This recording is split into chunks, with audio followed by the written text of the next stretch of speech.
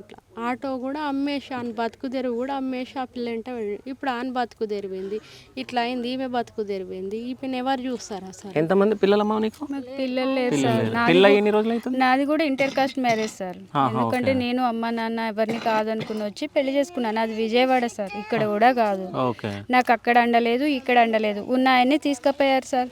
చూపిస్తే మీరు ఏదన్నా మాకు ఆధారం చూపించండి. నాకు మా హస్బెండ్ ఉండగా మేము కూడా చిన్న చిన్న వస్తువులు కొనుక్కుని నాకు బాకీలు అయినాయి సార్. అవి ఎట్లా కట్టుకోవాలి? నా బతుకు తెరువేంటి? నా వెంకటేష్ని ఏం చేస్తారు? చట్టపరంగా అయితే ఆయనకి శిక్షించాలి సార్. నేనైతే ఇడిచిపెట్టడానికి ఒప్పుకోను ఆయన. ఓకే, అంటే మీరు కూడా ఇంటర్ క్యాస్ట్ మ్యారేజ్ పెళ్లి చేసుకున్నారు అంటే మీ అమ్మ వాళ్ళని ఒప్పించినప్పుడు?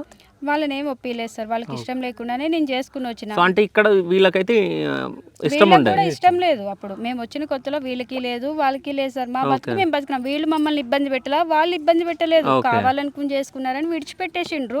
మా బతుకు మేము ఇద్దరం కష్టం చేసుకున్నాం, బతికినాం సార్. వీళ్ళ నుంచి రూపాయి ఆశించలే, మేము వాళ్ళ నుంచి రూపాయి ఆశించలేదు.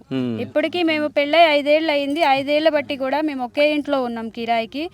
మా మంచి బతుకుతున్నాం మేము. ఇప్పుడు ఆయన నేను అప్పులు ఉన్నాయి, ఏం చేయాలి నేను? నాకు ఇష్టమైన ఆయన్నే తీసుకుపోయిండు. నా బతుకు తెరువేంటి? ఆ వెంకటేష్ని మాత్రం ఇడవద్దు, అంతే. చట్టపరంగా శిక్షించండి. అంటే వెంకటేష్ ఒక్కరినే చంపొచ్చా, ఎవరన్నా ఉండొచ్చా ఇంకా? దానిలో అయితే కొత్త వాళ్ళు ఉన్నారంట సార్, మేమైతే చూడలేదు. నాకైతే వెంకటేష్ మాత్రం నా లోపలికి వచ్చాడు. నా లోపలికి వచ్చి నా మొగుడిని తీసుకుని పోయాడు. ఓకే. నా బతుకు తెరువేంటి? నేను ఎట్లా బతుకు